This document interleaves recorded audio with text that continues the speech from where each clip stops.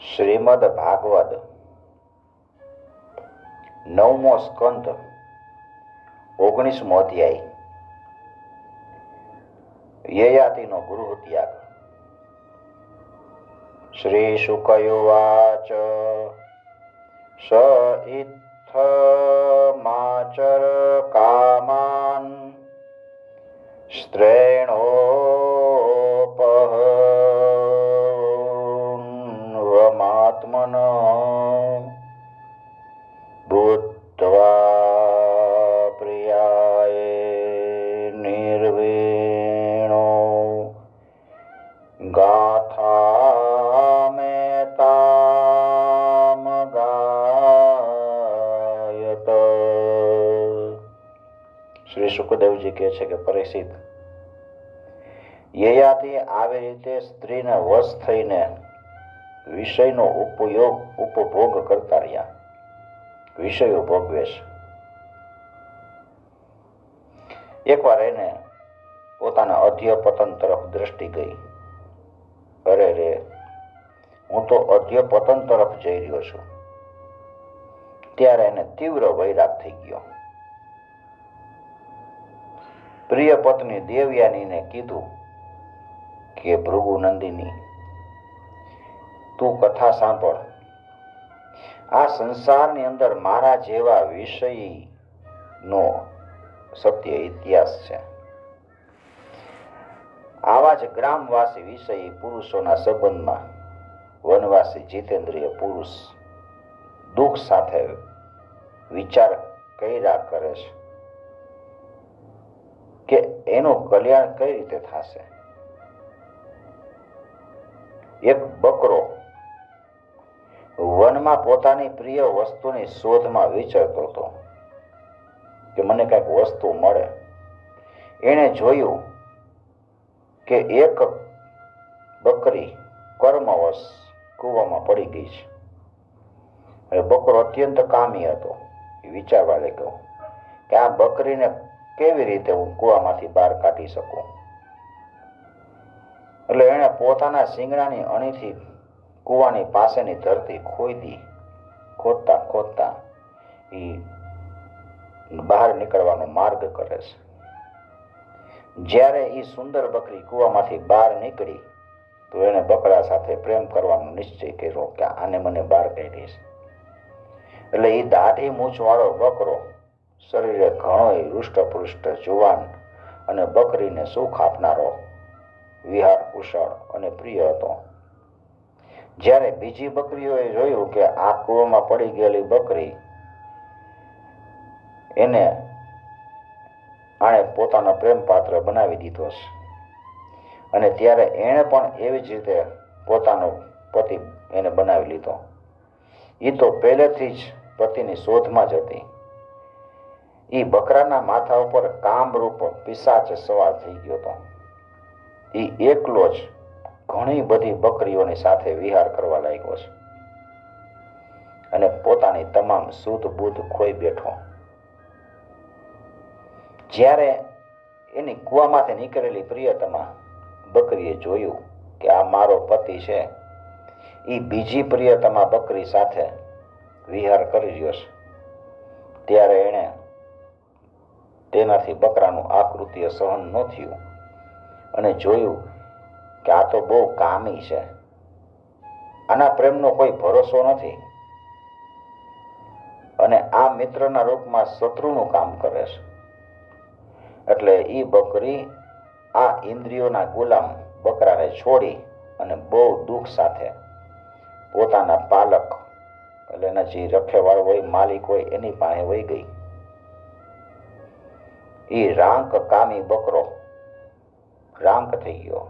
એને મનાવવા માટે મેં કરતો એની પાછળ પાછળ ચાલવા લાગ્યો છે, પણ એને મનાવી શક્યો નહીં. એ બકરીનો પાલક એટલે માલિક એક બ્રાહ્મણ હતો. એને ક્રોધમાં આવીને બકરાના લટકે રહેલા અંડકોષ હોય એને કાપી નાખ્યા. પણ પછીથી એ બકરાનું જ હિત કરવા માટે ફરીથી એને જોડી દીધો.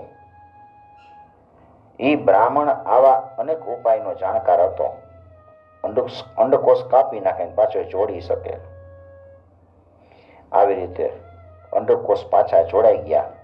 એ બકરો ફરીથી કૂવામાં નીકળેલી બકરી સાથે ઘણા સમય સુધી વિષય ભોગ કરતો રહ્યો, પણ એને સંતોષ જ નથી થતો. આજ સુધી સંતોષ ન થયો. સુંદરી, મારી આ જ દશા છે. તારા પ્રેમ પાસમાં બંધાઈને હું અત્યંત રાંક બની ગયો છું. તારી માયાથી મોહિત થઈને હું મારી જાતને ભૂલી ગયો છું. પ્રિય, પૃથ્વીમાં જેટલા પણ અન્નકણ, સુવર્ણ, પશુઓ અને સ્ત્રીઓ છે, એ બધાય મળીને પણ એ પુરુષને સંતુષ્ટ નથી કરી શકતા. જે કામના અને તૃષ્ણાથી ઘેરાયેલા હોય, કામના હોય, તૃષ્ણા હોય, તો ગમે એટલું તમારી પાસે અન્ન હોય, સુવર્ણ હોય, પશુ હોય કે સ્ત્રીઓ હોય, તમે તૃપ્ત થઈ ન શકો. વિષયો ભોગવવાથી ભોગવાસના ક્યારેય શાંત થતી જ નથી, બલકે ઘીની આહુતિ આપવાથી અગ્નિ વધારે પ્રજ્વલિત થાય છે, એવી જ રીતે ભોગવાસના ભોગથી પ્રબળ થાય. જ્યારે મનુષ્ય કોઈ પણ પ્રાણી અને કોઈ પણ પદાર્થની સાથે રાગ દ્વેષનો ભાવ નથી રાખતો ને, ત્યારે સમદર્શી બની જાય. વસ્તુ સાથે કે વ્યક્તિ સાથે, પ્રાણી સાથે રાગ દ્વેષ ન રહેવા જોઈએ, ત્યારે સમદર્શી બને. અને એના માટે બધી દિશાઓ સુખમય બની જાય, નકર તો બધી દિશા દુઃખમય. વિષયની તૃષ્ણા જ દુઃખનું ઉદ્ગમ સ્થાન છે. બસ વિષયની તૃષ્ણા થાય, મને આ મળે, મને તે મળે. યદા ન કુરુતે ભાવમ સર્વભૂતેષ્વમંગલમ સમદ્રષ્ટેસ્તથા પુંસ સર્વા સુખમયા દિશ. મંદબુદ્ધિના લોકો બહુ મુશ્કેલીથી એનો ત્યાગ કરી શકે છે. શરીર વૃદ્ધ થઈ જાય, પણ તૃષ્ણા છે એ કોઈ દિવસ વૃદ્ધ નથી થતી. જેમ વૃદ્ધ થાય ને એમ તૃષ્ણા વધતી જાય. એટલે જે માણસ પોતાનું કલ્યાણ ઈચ્છે છે કે મારું કલ્યાણ થાય, એને આ તૃષ્ણા એટલે કે ભોગ વાસના છે એનો ત્યાગ કરી દેવો જોઈએ. વધારે તો હું કહું, પોતાની મા, બેન અને પુત્રી સાથે એકલા એક આસન ઉપર સ્પર્શ થાય ને એવી રીતે બેસવું ન જોઈએ.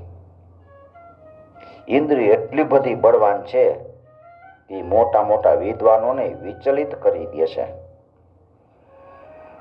યાદુસ્ત્યજા દુર્મતિર્ભીજીર્યતો યા ન જીર્યતે તામ તૃષ્ણામ દુઃખ નિવહામ શર્મ કામો ધૃતમ ત્યજેત.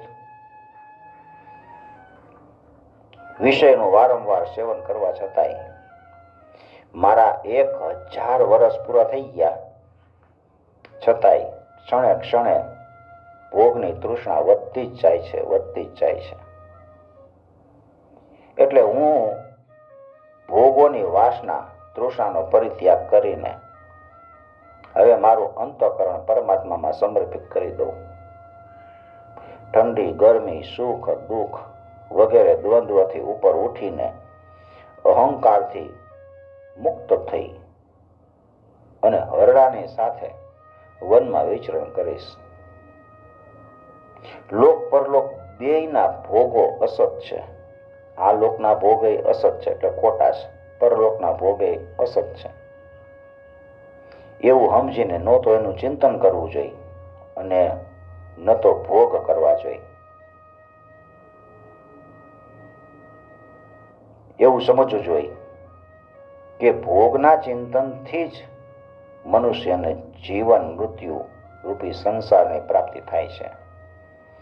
જન્મ થાય, મરે.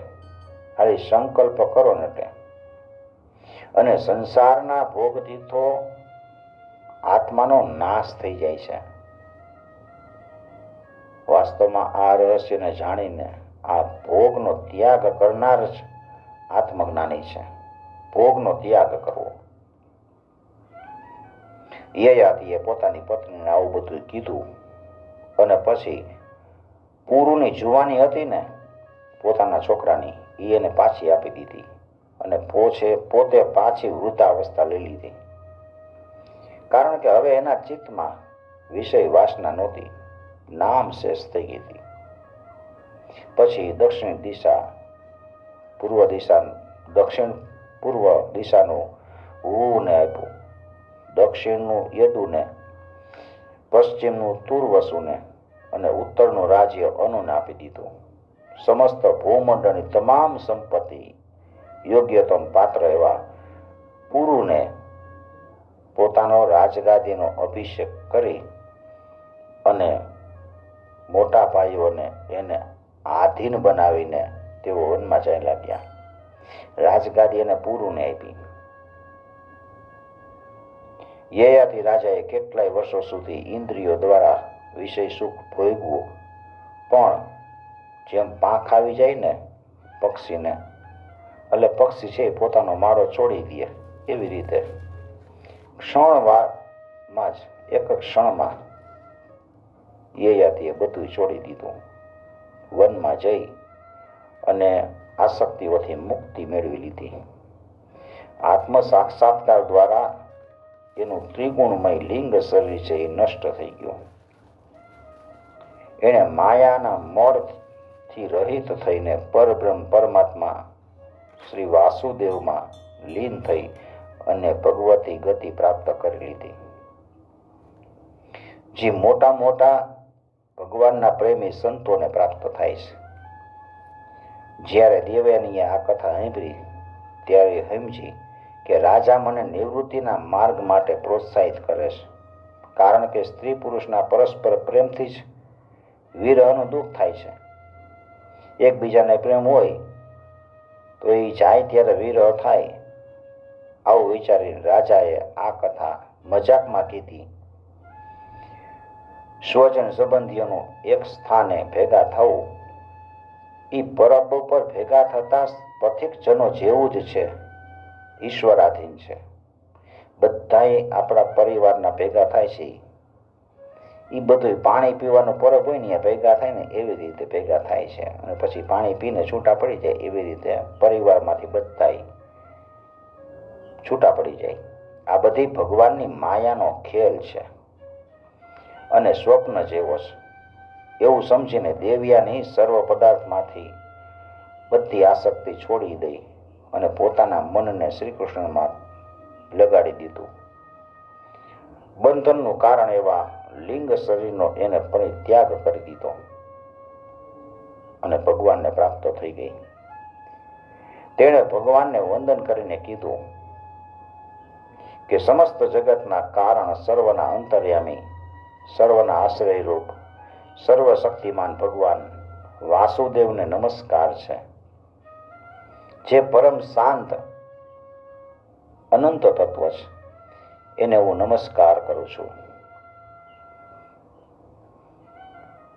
નમસ્તુભ્યં ભગવતે વાસુદેવાય વેધસે સર્વભૂતાધિવાસાય શાંતાય બૃહતે નમઃ. ઇતિ શ્રીમદ્ભાગવતે મહાપુરાણે પારમહંસ્યામ સંહિતાયામ નવમસ્કંધે એકોનવિંશોऽધ્યાય. શ્રીકૃષ્ણાર્પણં સમર્પયામિ. ઓમ નમો ભગવતે વાસુદેવાય.